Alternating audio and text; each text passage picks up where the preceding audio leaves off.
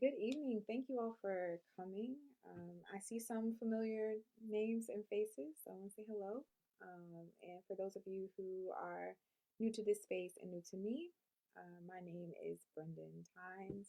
I am unfortunately still in graduate school, but I'm a PhD candidate at Columbia University. I have roots in the Bahamas. My grandmother's family is actually from the Bahamas.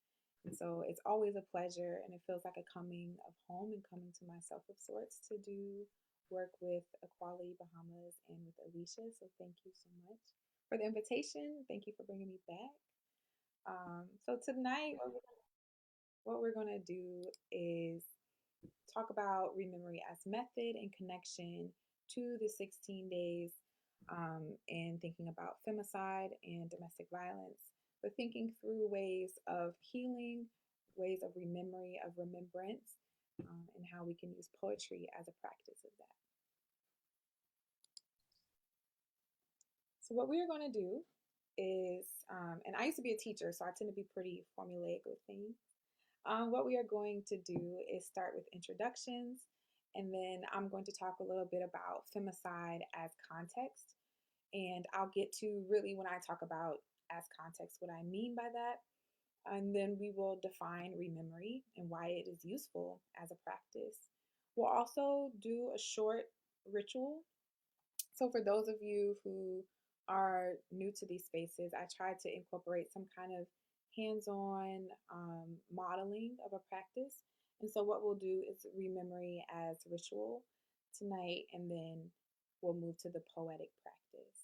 And finally, we'll end with a reflection and a reassembling, and that will make more sense as we talk about rememory.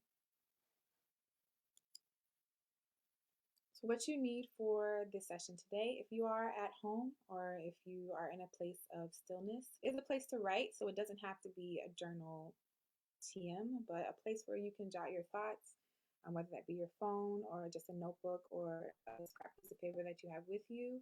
And if you do have an altar, it would be nice to reference this altar or be near this altar during this time, or if there's just a quiet place where you can sit and meditate with yourself, feel free to be there.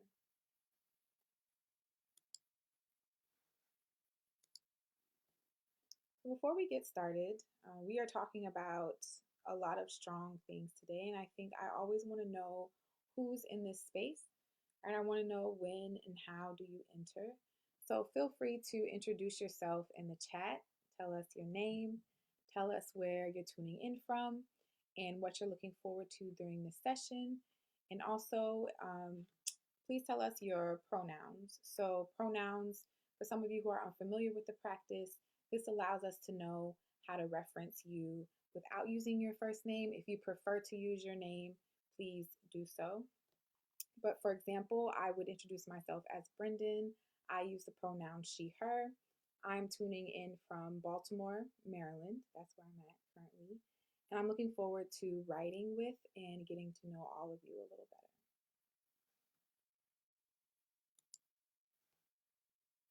Oh, and my bio is in the chat for those of you who want to know more about who I am. Thank you, Alicia.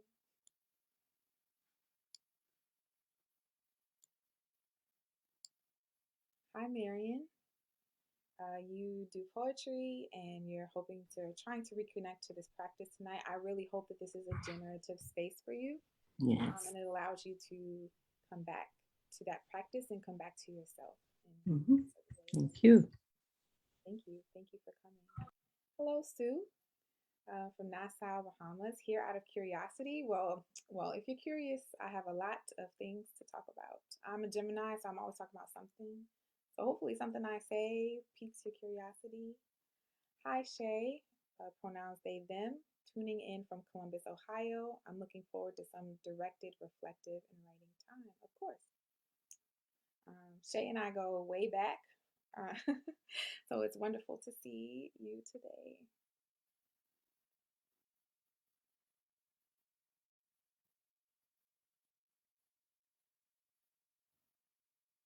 Yes, we survived a tornado together, and a tornado of people and an actual natural disaster. So actual natural disaster, and people.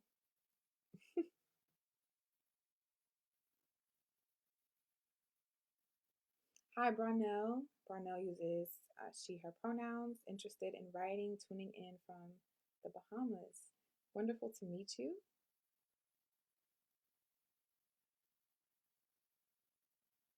And I have a few writing prompts along the way. Orletta from Guyana. Poetry is my passion. Heard you. Okay. Here to absorb it all. Love to see it. Alicia, she, her, Nassau, Bahamas. And looking forward to sharing words and space with everyone here. I'm looking forward to it as well. Yes, please continue to introduce yourself in the chat. And then we have like a couple more people who haven't yet. Also tuning in from Nassau. Celine. Hi, Celine. Uses she, her pronouns. I'm a D/anti-colonial Caribbean feminist located in Trinidad, trying to advance gender justice and equity through activism and poetry. That's really exciting. I'm really happy that you're here, Celine. Thank you.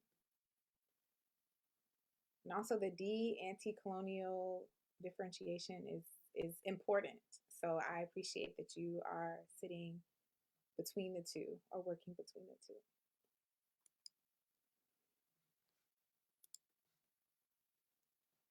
So before we get started with actually thinking about rememory as a method or a practice of poetry, I wanted us to sit with the theme of these 16 days of action, which is one of them being femicide. And for me, I tend to think a little bit more structurally or globally when I think about these things.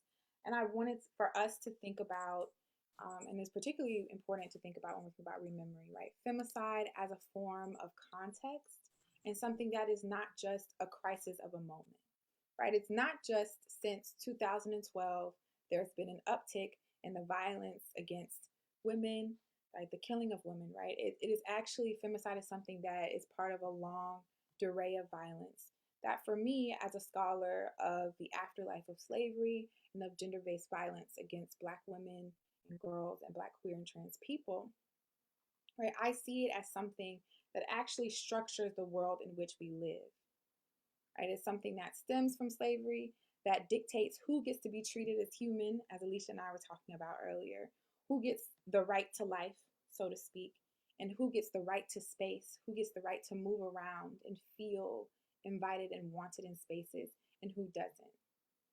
And so I think it's important for us as we unpeel, right, peel back some of the layers of memory, right, and remembrance tonight to think about it within this context. And that might also help generate our poetic practice. And so I like to think about rememory as a poetic practice and as a ritual that brings us back to ourselves with the constant reminder that coming back to ourselves is coming back to a history that is imbricated in truly how this world moves. Some of you might have been present at my last workshop where I talked about reclamation of the body. I talked about how reclamation or reclaiming energy is literally a practice of taking back what's already there. And I think a lot of times when it comes to poetic practice, to ritual, to remembrance, we think that we're actually trying to conjure something, like we're trying to bring something into being that isn't there already. But what we're actually doing is reclaiming energies, reclaiming love, reclaiming grief, reclaiming life that's already there that might have been purposed in another way. But now we're thinking about, right, grief, loss, and fear, I think, is also something that is deeply connected to femicide. Reclaiming these things as acts of love, as acts of remembrance. And not just for the people who we've lost, right, but also for the people, for ourselves, right, and for the people who are still here and surviving with us. And so I will explain more or give an example of what I mean by that as we get into the poetic practice. So just to reiterate, right, I think of these violences against women, these violences of femicide, domestic violence, all of these things as part of an overarching structure that stems from colonial violence, right? That stems from slavery. And the poetic way, quote unquote, that I think about this sometimes when I am writing for my dissertation or even otherwise is I ask myself the question, right? When and how did you learn that you were unworthy? And when I say unworthy, I think of it in multiple valences, right? I'm thinking about it as when and how did I learn as a Black woman moving through space that I was unworthy of protection, that I was unworthy of safety, that I was unworthy of joy. And a lot of that when, right, is not just the moments in my singular life in and of itself, right? Not just from the time I was born in June 1993, right? So that when extends further back than me, right? Further back than my mother, than my grandmother, than her grandmother, right? And that when and that how is tied up in slavery, in plantation life, and its afterlife. So I want us to think as we think about our poetic practices tonight and the potential poem that we'll write together tonight, right? That we're not actually creating anything new, so to speak. So for those of you who are like, oh, I'm coming back to my practice or I'm thinking about exploring something new, this is actually not a new practice, so to say. We have been holding on to memories and remembering right, for centuries. What we're actually doing now, right, is reassembling what we've known and what we've always known, what's been told to us, what we've held into something that serves us, right, rather than holding on to these stories of fear or these stories or these particular stories about violence that may not serve us in our movements.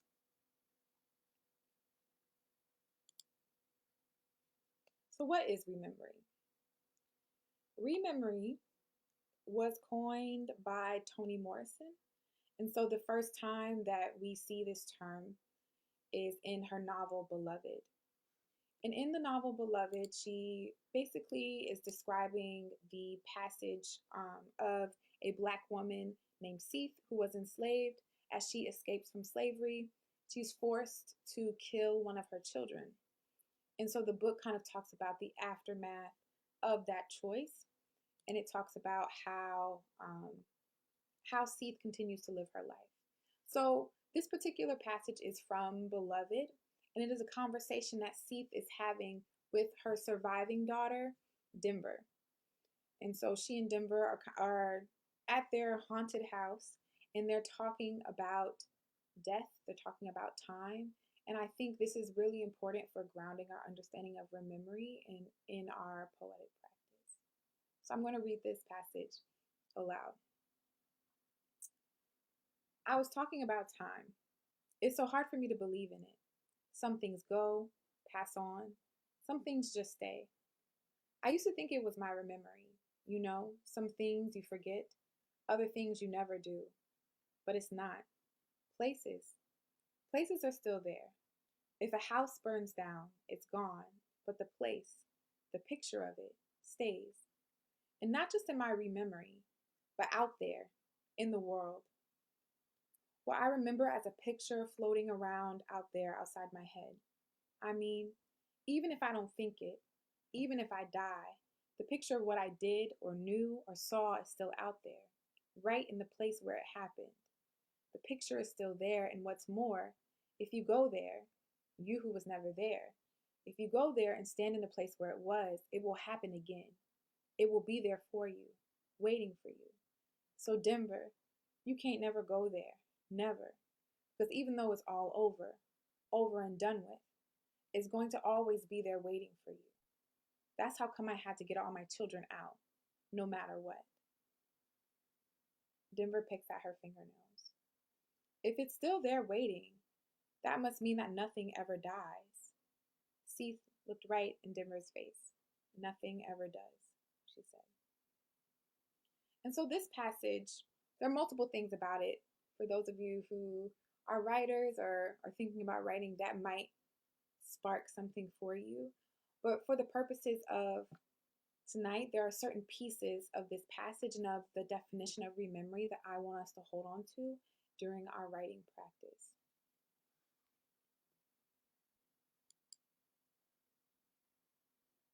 So when I think about rememory as a method for writing, as a method for thinking, I use Toni Morrison's definition, which she defines rememory much more specifically in a later interview. And she says it is the act of recollecting, and remembering as if reassembling members of the body, the family, the population of the past.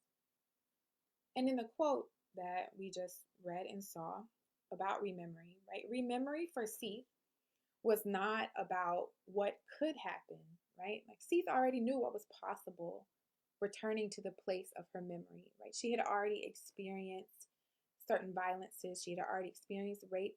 She had already experienced sexual assault. She had already experienced the brutalizations of slavery. She had already experienced being beaten. And she'd witnessed this violence onto the bodies of other people. For Seath, though, rememory was not about what could happen, but what, when, and where it would happen again. And she knew that because slavery's mark was on her skin, right, as a Black woman, and was on her daughter's skin as a Black girl, and that violence could happen to her again and again, no matter where she was. Even if she did not return to the plantation, and there was a possibility of her experiencing that violence. And so I think about this a lot when I think about it in connection to violence against women, gendered violence, interpersonal violence, right? For a lot of us, even if we are not direct survivors of that violence, right, there is a rememory. There is a collection or a reassembly of the story of our families, of the past, of the population that is written onto us, written onto our bodies, written onto how we come to understand the world and how we come to move through the world. And so that is something that is very central to my poetic practice and something that I hope to offer you all today and walk you through an exercise today.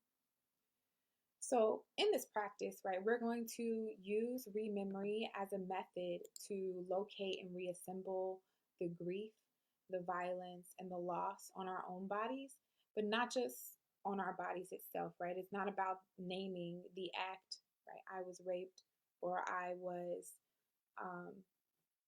assaulted, etc., right? It's about thinking about these acts as a story of the family, as a story of the self, and as a story of the past that follows Black women, Black non-binary people, Black trans people, all of us, truly.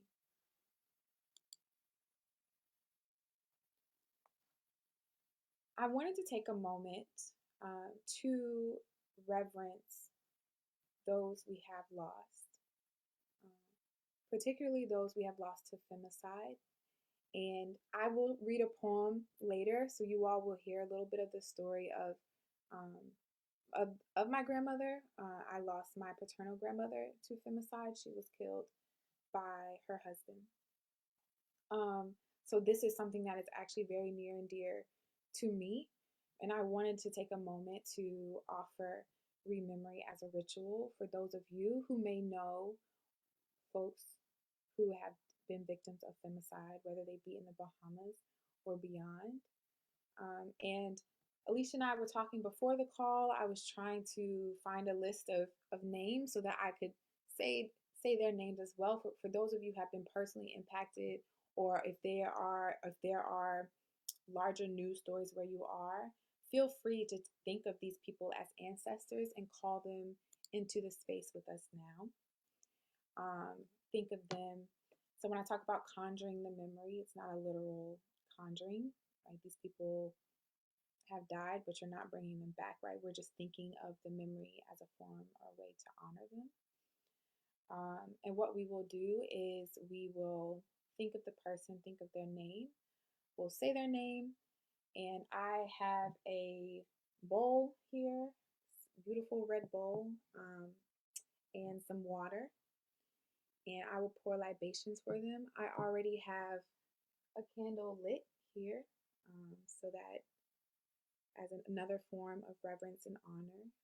And then we will sit in reverence with them and thank them for their life and for being here with us in this moment and for sharing this practice with us as well.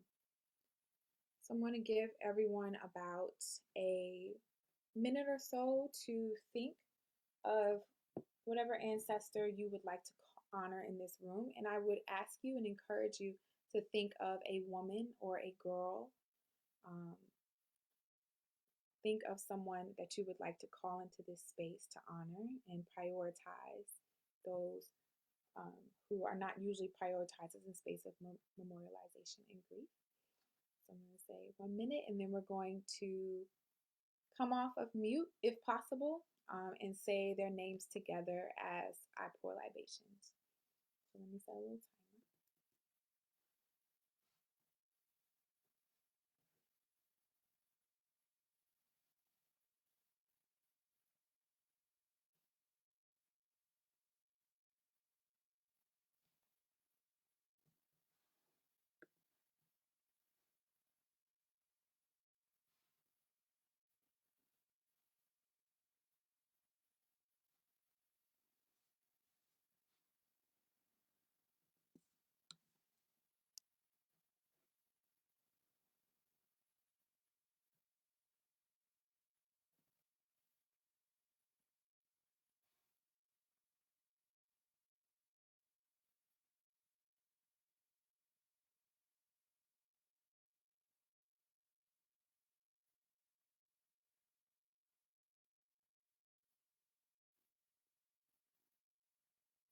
Got about 15 seconds.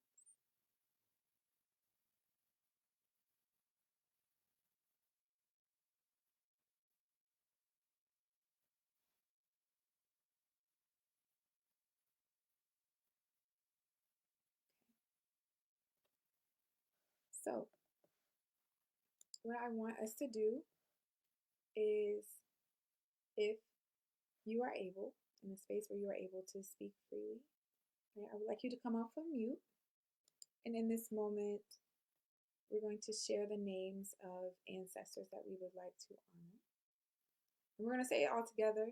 It's not going to sound cute because it never does on Zoom, but I think there's power in the voice and power in us naming them and honoring them in this moment and calling them into the space of rememory with us. So feel free to come off of mute. I'm be looking out. And when I see a few people off of mute, I will prompt us to speak.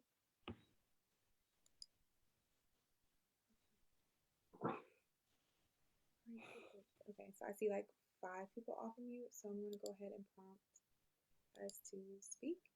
And you can repeatedly say a name. If you have more than one name, say that name. I'm just going to continuously pour the water until we come to a stopping point. Olive. Joan. Joan. Aberdeen and Gainell Dames. Brandy. Dina Aline.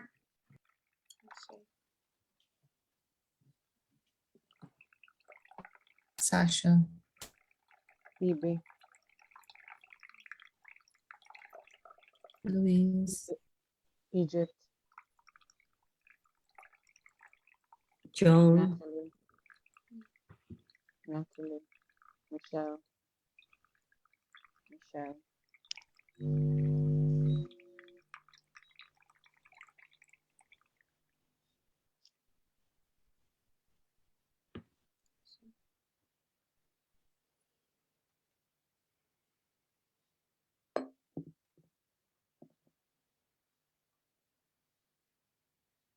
If you can, take a moment, sit in reverence, and say thank you. I have provided like a short little thank you script. I always like to do this when I'm pouring libations. Instead of sitting in a moment of sadness about death, I think of death as a transition. And from this realm to the next, in which, on this side, we might not have superpowers, but on the other side, I believe that we for sure do. And so I will say thank you for your life.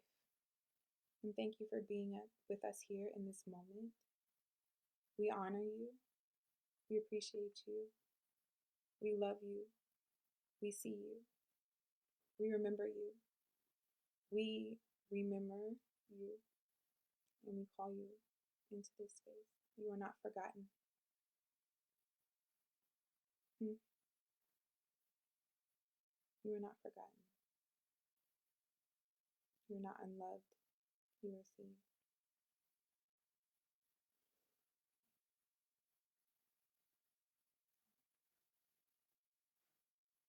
Wow. I'm so, for those of you who might not be into the same kind of spiritual practice I am, please forgive me, but I do hear someone saying thank you in response. So if maybe one of you has a family member who has not been communicated with once she transitioned, but she's thankful that you thought of her in this moment and that you honored her in this moment. Like, I feel it really strongly, like a deep sense of gratitude to you.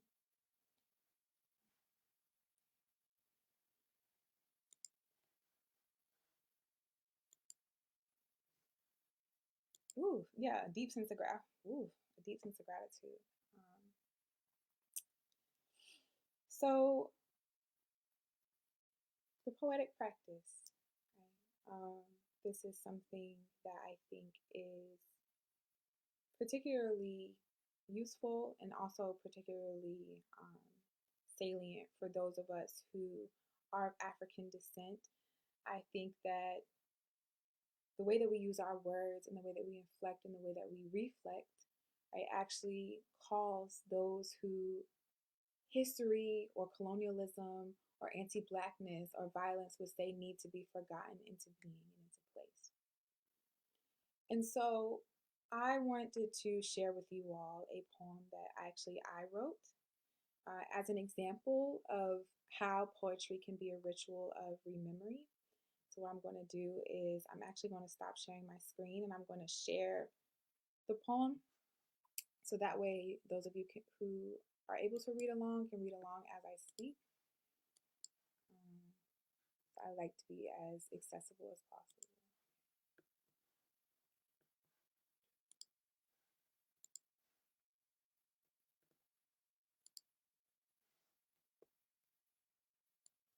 Let's see, blow this up so that it's a little bigger. And this is a poem that is old, and it shows up in a few kind of iterations throughout my scholarly work, but also just my personal practice. And so I am really honored to share it with you all today. So it's called Family Tree. I am the legacy of centuries-old rape, culminating on April 15th, 1987, no, June 10th, 1993, no, June 3rd, 2010, no, now. My last name is abuse. I inherited it from my mother, who inherited it from her mother, who witnessed it at the hands of her father. But this was not the beginning of this generational curse. My biological grandfather had two families. Started both of them at the same time, one with his wife and the other with my grandmother. My revelation of these two bloodlines came stumbling through my grandma's door when I was 6 in the form of an 18-year-old girl. My aunt from my grandfather's real family sought refuge in our home from the bone-cracking blows of her father.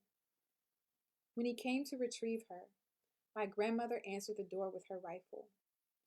He sounded like thunder in the summer storm, and I had known these things do not occur without leaving something broken.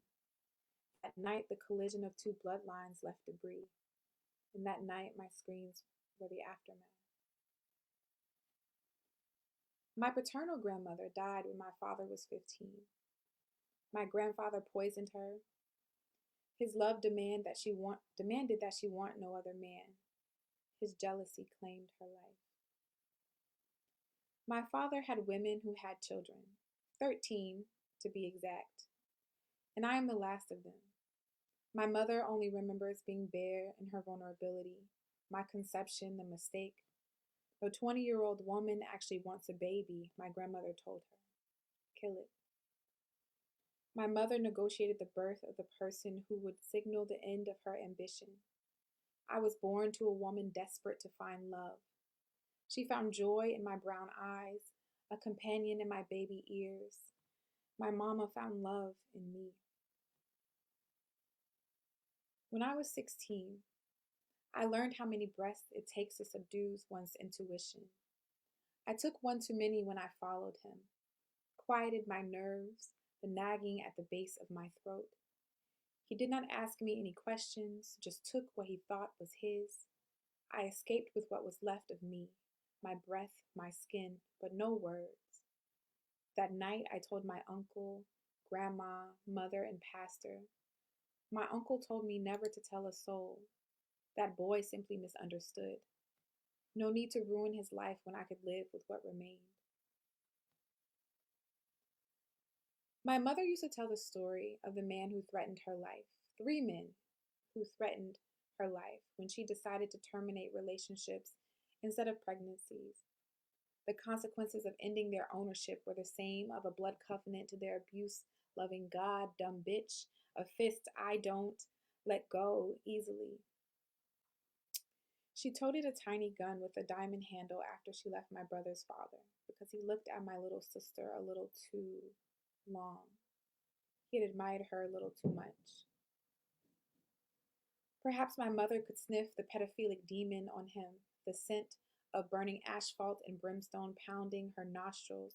She remembers the morning she woke up engulfed in flames, held her breath, and ran, because she had always loved us more than she loved herself. And though she had never known a love that didn't hurt, she dreamed that we would never know a love that did.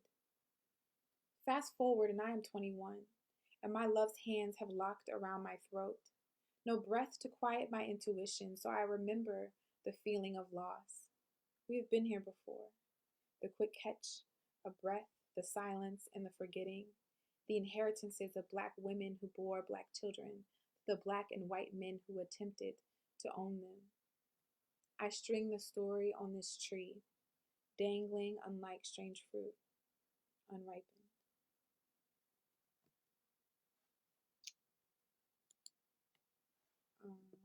So that is when I think about rememory as a poetic practice, as something that I engage in as a poet and also as a scholar. That is what I imagine it to be. So I do not have expectations for you all to produce something like, oh, thank you. Thank you. That is not something that I expect for us to produce or write tonight, but I did want to break down the process of how I got there and what really brought me to writing this piece. And thank you. If you all would like to keep a piece of that poem or want me to share that with you, I'm more than happy to share it with you. So just let me know. Yeah, okay. I'll do that. I will send it out with the PowerPoint and all the notes for tonight.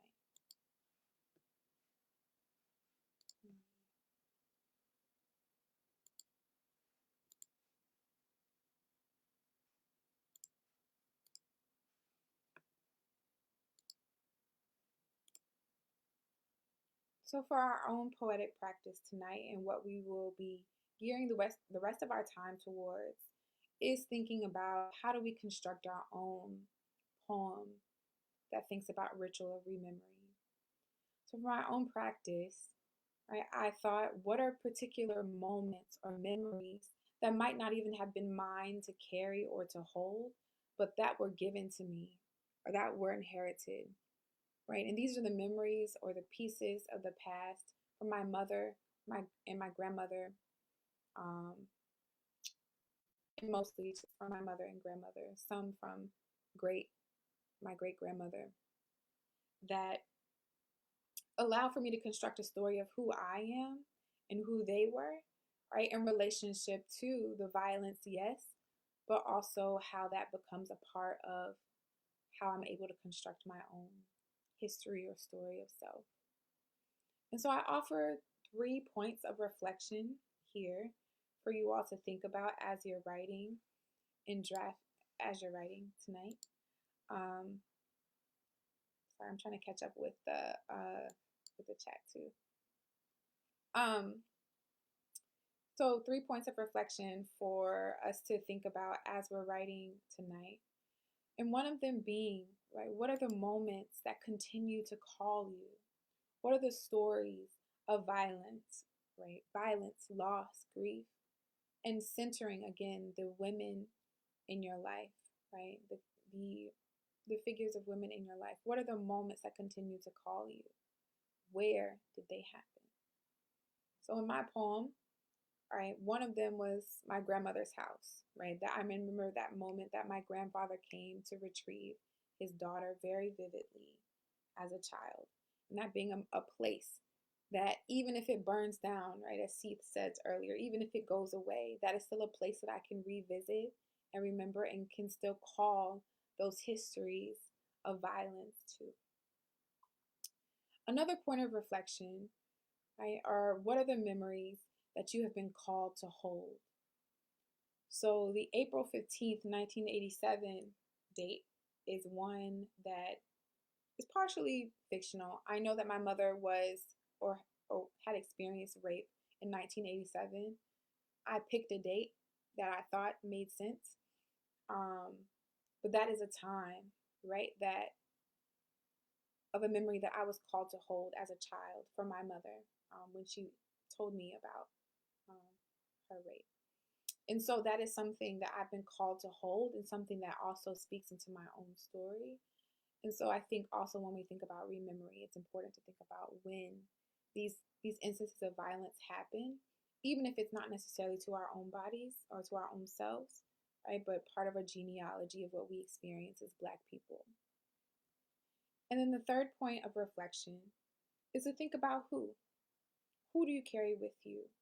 For some of us, it might be those victims that we named earlier that we recognize, that in turn say thank you and are grateful for this space to sit and share with us, right? Maybe some of them are people that you carry with you. Maybe it might be a mother, a grandmother, an aunt, a great grandmother, right? Who do you carry with you as you move through the day, as you move through these moments, or even as you experience violence, right? Who might you think also be in that moment with you?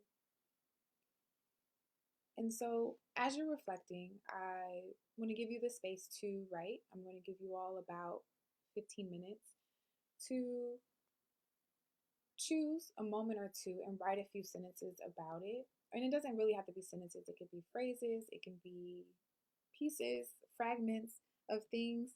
I don't want you to worry about it being or sounding poetic in this moment, but take this time to really unpack these questions and think about these moments. And I like to think of them as little snapshots or pieces that we will come back to assemble or reassemble into a story. And finally, a reflection that I'm going to do with you all during this time, right, is how does this moment or these moments, if you choose to write about more than one, unfold into a story of you, who you are? What about your story as a survivor? Or if you're not a survivor, right, a community member, a bystander, a family member, right? What can be revealed and or assembled, right, through this rememory? What about you can you see in these moments, even if these moments are not about you yourself? Are there any questions before I set us timer, play a little music. Are there any questions?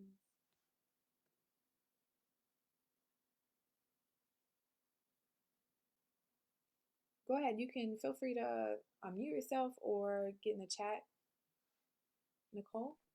Yeah, just wanted to know if you had any thoughts on things that would have happened in utero to unborn children who aren't born yet.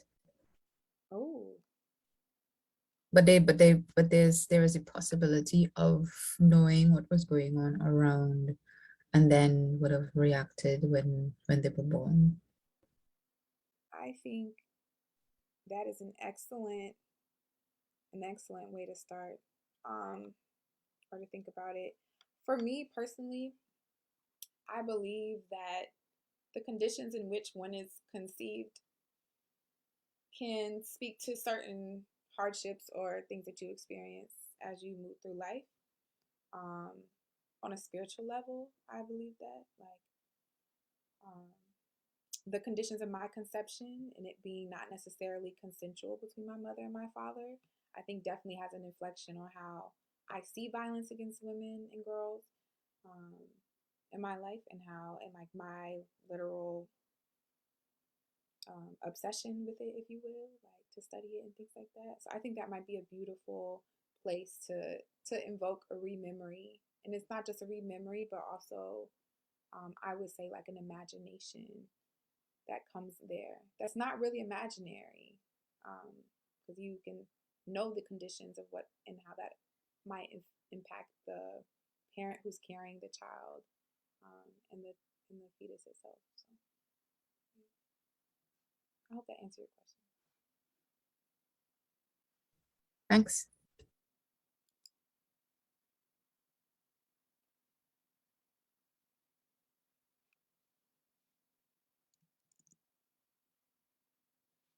So I'm going to set my timer and play a little music, and we'll come back in 15 minutes. Oh, wait. Yes. And don't know how to pronounce your name, but is it Tai 2 or Tai 2? Yes, that's correct. I wasn't sure if we should speak now or wait until the 10 minutes or the 2 minutes you said. If I want to give everybody a chance to process, so we're going to come back to share at I'll wait. around 7:01. So if you are ready to go, then feel free to take No, a man. I prefer to wait until everybody else processes as well. Sounds good. Okay.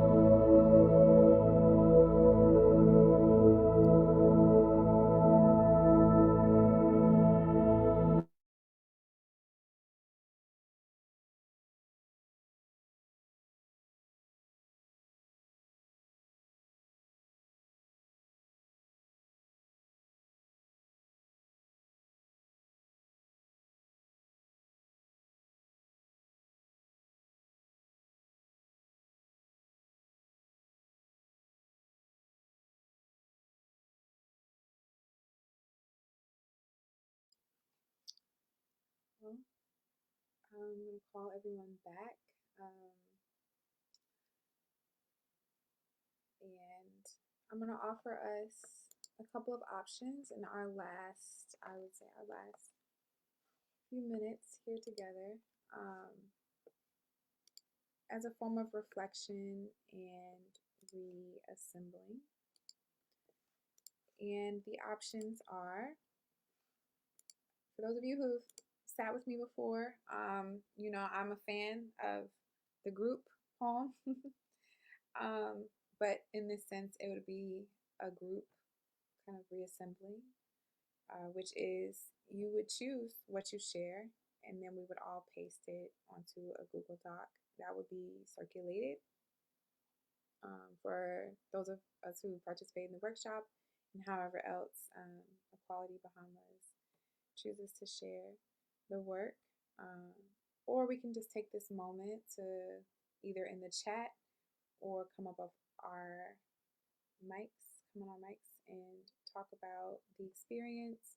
If you want to share your phrases, sentences, lines, that's also an option as well. But I want to give us the space to reflect and to come together as the community, the short community that we've had for the last hour and some change. So you all just let me know. You can chime in the chat which one you would prefer to do. I see that Arletta, she's already shared in the chat. And Arletta, let me know if you would like to read this out to us or if you want me to read this out. When you guys are ready, I would read, no problem.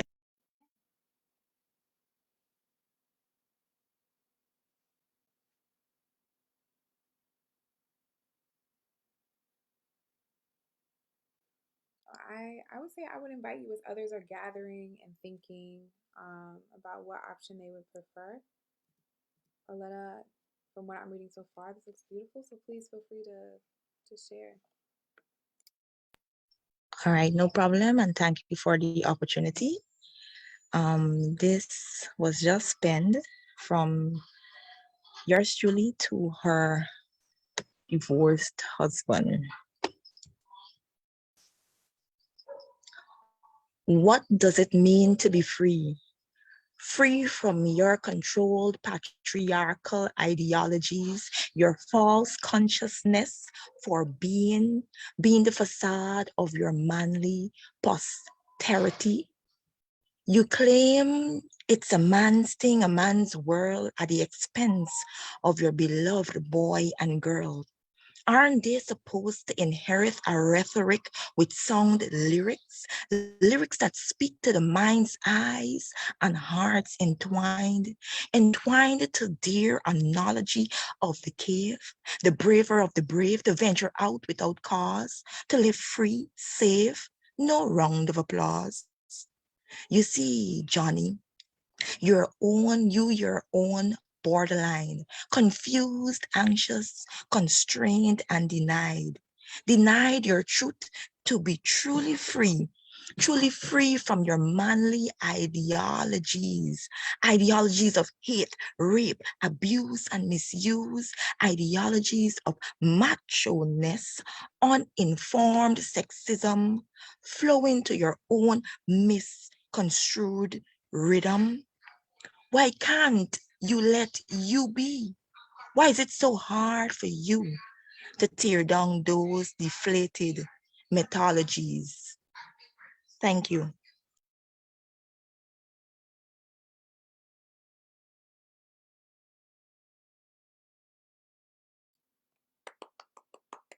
Yay, thank you for sharing. And I think it's beautiful how you are asking him the question, what does it mean to be free? And I wonder for you too, maybe as a extension of this or even a response to this, what would it mean to ask yourself, like, what does it mean to be free? What does it mean to be free from this marriage, this entanglement, but also what does it mean to see him as who he is, right? and to see you where you are on the other side of that. I think that would be like a beautiful companion to this. Yeah,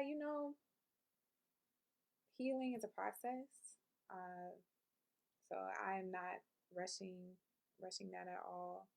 And honestly, I don't know, maybe this is not appropriate, but I feel like, forgiveness is not always necessary, but that's, maybe that's another workshop for another day. But I am happy that you have forgiven him. I know that that's about your peace and not necessarily about him. So, is there anyone else who would like to share either in the chat, or would other folks opt to? You don't have to share. I do want to give folks the opportunity to. I guess I could share now. One of the things I did, two things I reflected on two of the questions that you gave us. And I'm trying to make sense of of the idea of memory and writing, um, based on what you had said. I came in about 50 minutes late. So the questions that I thought about were, when you said, what are the moments that continue calling you, and what are the memories that you have been called to hold? Um, for me, there have really been voices that have come to me through ritual, after ritual, um, and then I'm compelled to write them down. So they're not necessarily my words or my experiences. Um, and then I would go back to them days later, at least one in particular, and then it may come out in a more poetic slash rhythmic way, but it's still not originally my words, so to speak. So the moments that have called to me so far have been ancestral experiences, as in experiences by our ancestors before from the plantation. Specifically, are Jamaican, but one since I relocated to Barbados. Um, so what I have been, I mean, I could share one, but what I'm struggling with is that I don't know, it's not really poetry. Not really. I don't know what to call it, because they're, as I said before, it's not my voice. And it took me a while to come to terms with even saying that loudly, that other voices have spoken to me, and then I allow those voices to speak through me, without people thinking that I'm mad, you know. But I'm good. If people can't think that I'm mad, I don't care anymore. I'm not I'm no longer apologetic or ashamed of saying that ancestors speak to me. Um, but I guess what I'm trying to articulate is,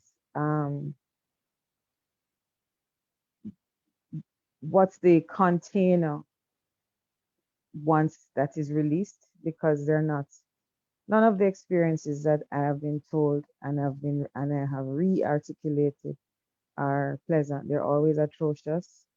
They are always filled with violence, so to speak. I mean, all violence is bad in a sense, but it's not pretty.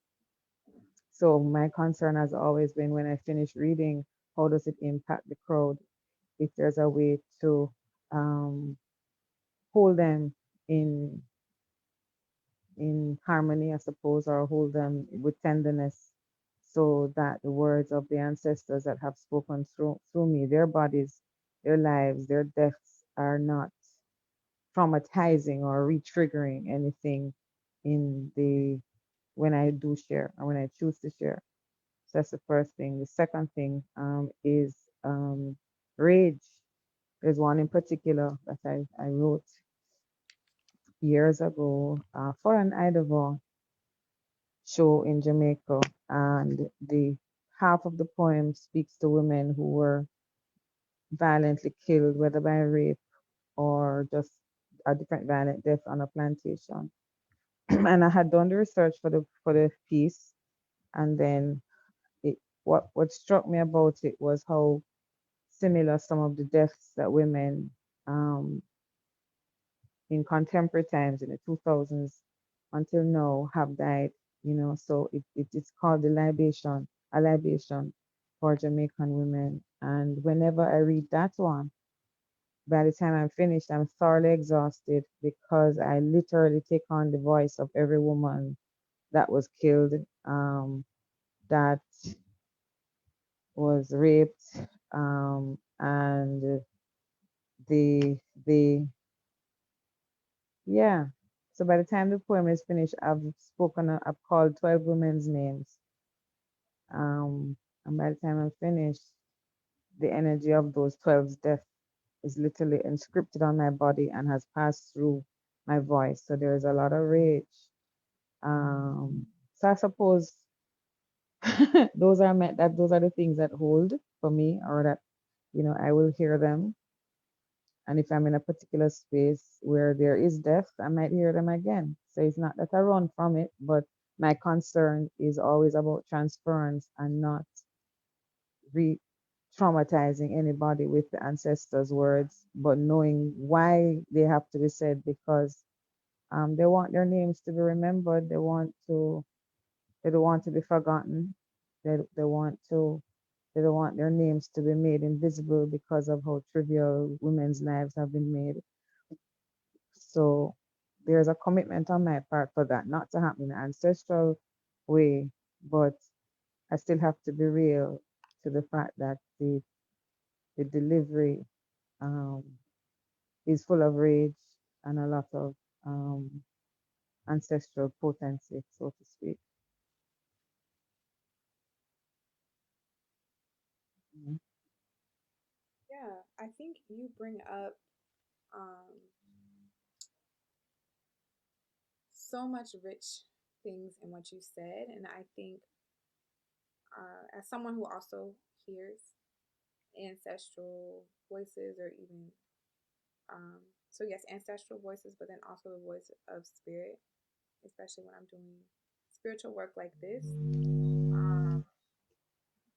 I tend to think about rage as something that can be holy, and something that can actually be purifying, something that can actually put forth or spur action that otherwise would not happen if you did not have that rage or feel that rage or embody that rage in some way. And I think honestly, what white supremacist Christian ideology has done for a lot of people, especially in our communities, has taught us that being angry, being vengeful, quote unquote, being angry, being rageful is sinful, and is likened unto death. Right? We've been taught to fear to fear death as well, in ways that I think are not actually connected to our ancestral ways of knowing. Um, and so for me, embodying that rage and being fully in it is like me honoring my ancestors and resisting conditioning that says that I cannot be fully who I am and feel fully how I feel. And we know that our ancestors, particularly those who were enslaved, were constantly forced to push away their emotions um, and their rage. And so I think of it as an honor to be able to atone in a sense and feel these things and say these things and share these things. As far as re-traumatizing the audience, I think there's a time and a place for that kind of concern. But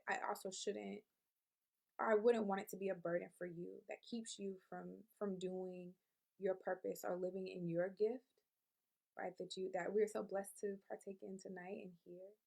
Um, I think for a lot of people,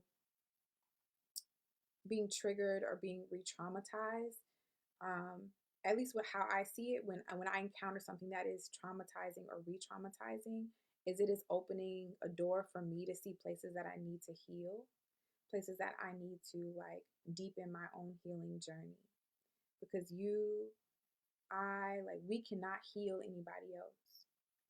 That is for that everyone is responsible for their own healing. And while we are not like it's not a good thing to go around and just say triggering things all the time to people. Yes, of course. But it's important to, or for me, it's important to think of this work as an opening or a portal for others who may be re-traumatized or not, to look deeper into themselves and to see the places where they need to heal. And maybe my work in presenting the truth in that way, whether it be rageful, whether it be poetic, etc., is an opening for them to do that. And so I'm going to offer that to you. Not to put so much of the burden on yourself, to censor yourself, but to see your vulnerability, see your honesty, see your closeness to that rage and that truth as an opening for others, even through the re-traumatization that's possible, right? For them to see, okay, I thought I was over this, but actually I'm not. And she's demonstrated to me the ways that I can open my heart and expand my heart and get to this hurt and heal this hurt. So I don't know if that helps, but that's what I have to offer. I would love to read your work, especially your libation for Jamaican women. So I am honored to meet a sister who's out here also feeling mad, but knowing that this work is necessary, and it's a gift. It's a gift and an honor to atone for our ancestors. Risa shared a piece. Risa, are you okay with me reading this out, or would you like to read this yourself? Just let me know. If you would like to read yourself, just feel free to come off of mute and share. And then Shay, I also see that they've shared a beautiful piece. So Shay, let me know if you would like for me to read or if you would like to read your piece. Okay, I'll read on your behalf. And got it. Okay. So Risa, tiny scraps of paper, ripped scarlet letter, barely holding it together. No room to be free, a go-getter, stay home, stay deader, get in line, don't do better. Always barely holding it together. I love this. I think, and I don't know if I'm misinterpreting or I'm misinterpreting things, but I think particularly the line "stay home, stay deader" for me is animating me creatively. So thank you for sharing. And I really feel a sense of like urgency, in a sense of there's a particular moment here. Like you really captured a moment in which I'm feeling anxiety and urgency, but also this moment of indecision. Thank you. Beautifully captured. Shay's poem. My back ain't fat. They be sacks of the food my mama cooked, her mama cooked, my lineage just salt that stops hearts, sweetness that tastes so good it eats us up from the inside. These ain't rolls. They be hugs from ancestors who know my fate, know I will leave before I am ready, know my mama's pound cake pulled too soon, fallen. Be careful, baby. That pan hot. I done ate myself beyond beautiful, beyond sweet thing, beyond come here. My thighs smothered pork chops, so fat they can't fit inside their mouths. Leave her, they said. There will be others. Willie beat Thelma until he left, paid her bills until she died, 6 children, just bruises of legacy, worthy only of prayer, not protection. You an old soul, they said. My bones creaked, body just one big swollen bruise, black, fat, and waiting for a healing that will never fully come.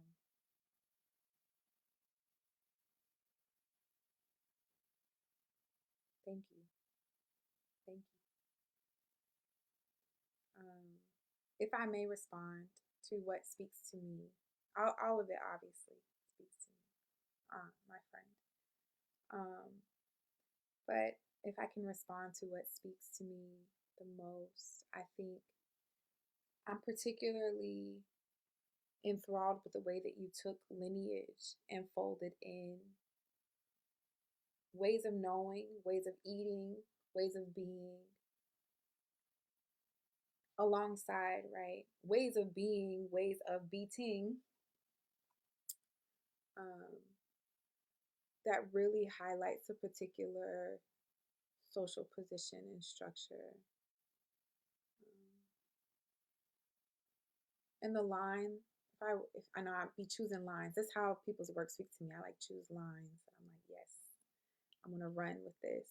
Um, the line that speaks to me the most is worthy only of prayer, not protection. So some folks think that prayer is protection, and it might be, but sometimes it's not. Thank you. Thank you for your vulnerability, all of you. Thank you for sharing. Miss Taitu, we only have about 8 more minutes, so I'm not sure if it's long, we might not have time to share all of it, but if there is a piece of it that you think you would like be able to share, and then if you want to share the written form with us, I would love to have more time to like sit and read and meditate.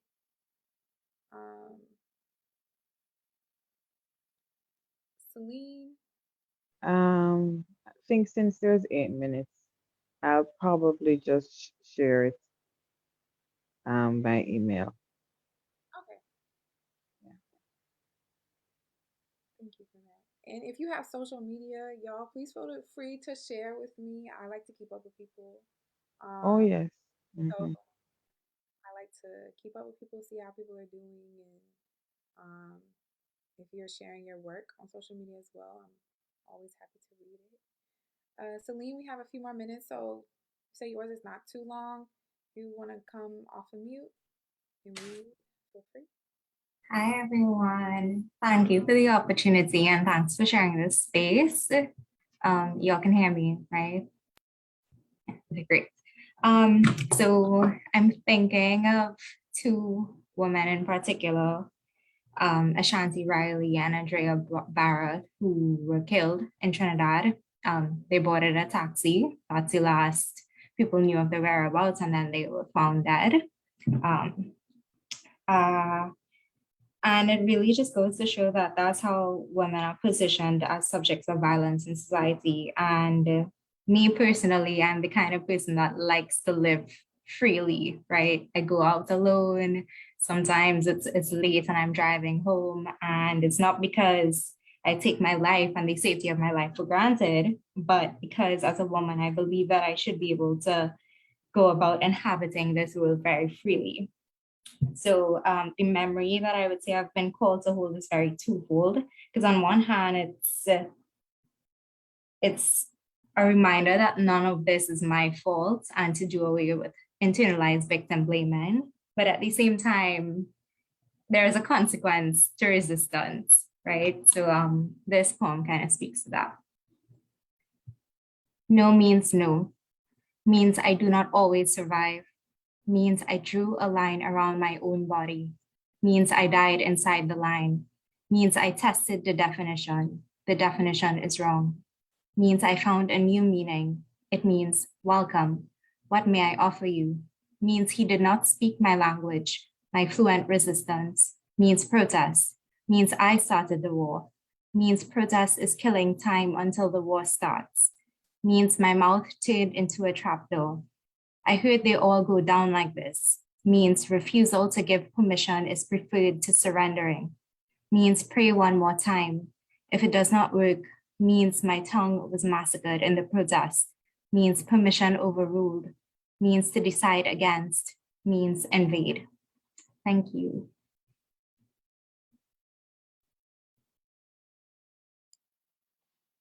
Yes, thank you. Thank you for sharing.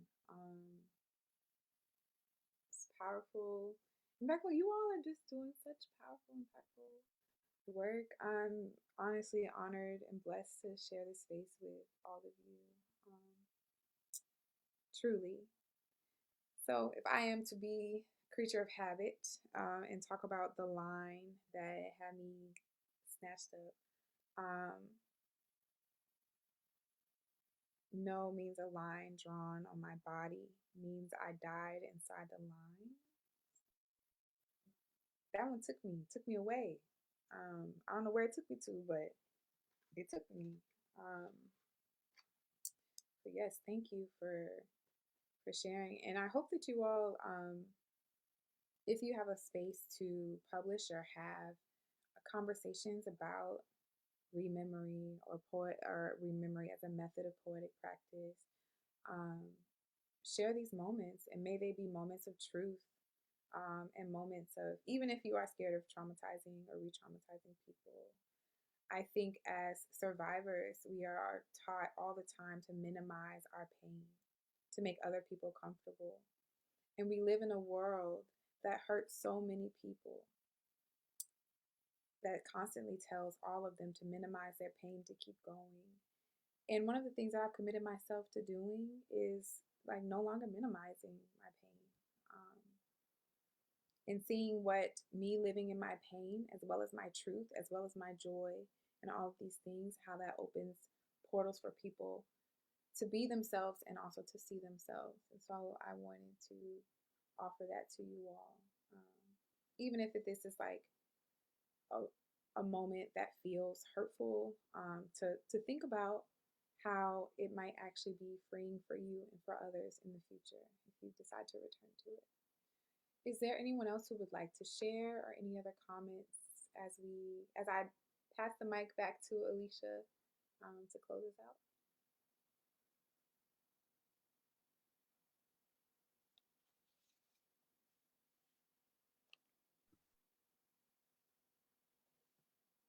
Was that everybody? I think so. All right. Well, thank you so much, Brendane, for creating this space for us and welcoming us to it and helping us to inhabit it and fill it with our remembering. I think that we all have something to take with us to our practice. I think even those of us that might not consider ourselves writers or poets probably have something that we can take back and reflect and use in our own journeys toward healing. And thank you to everyone for joining us here and for sharing so openly. I know that a lot of what we write and what comes to us in these moments is so personal and can be so visceral. So thank you for your vulnerability, and for being here and sharing space with us. Beyond that, yeah, we continue. We carry on with 16 days of activism and expanding beyond that, remembering that this work continues beyond campaigns and timeframes and whatever might be convenient for us. And we invite you to come back to spend more time with us. We have a couple more conversations coming up. Tomorrow is a conversation about community responses to gender-based violence, and we'll have Jessica Russell, who is a therapist in Grand Bahama in the Bahamas, Kaiden Regis, who is a mental health researcher in Trinidad and Tobago, and Reverend Kelly Jolly from the Methodist Church. So we'll be talking about family and workplaces, of course, faith groups, and what the responses are looking like now and what we need them to look like in order to be able to truly intervene, to prevent, and to center survivors in the work that we do. Saturday, we have a dance workshop. So today we kind of used our brains and hearts, and on Saturday we can use our bodies. And then next week there are a couple more events, but to check all of that out, you can go to tiny.cc/go16. You'll find the full list of events and all of the registration links there, as well as some of our demands and some other resources that you might find helpful if you're carrying on with the campaign, or this is something that you do full time or you want to start doing. There are a couple of things there for you. So I'll put that link in the chat so it's easy for you to just click on it. And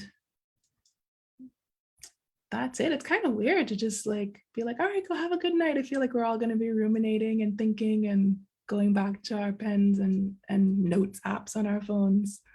But yeah, feel free to share anything that you want. You can always email equalitybahamas@gmail.com. If you want anything sent on to Brendan, we can do that too. And I think, Brendan, you're going to make the PowerPoint available. Yes. So for those of you who are thinking about Rememory and wanting to dive deeper into that, I'm going to make the PowerPoint available, and then also share a copy of the poem that I shared with you all. So, and if there's anything else you want, like I said, I love chopping it up. So if you have questions or want to have like a deeper conversation about it, feel free to hit me up, Instagram, Twitter, email. I'm open to all of it. Awesome. So hopefully we'll see you all again. Definitely look out for the email with the PowerPoint and anything else that we tack on there from Brendan.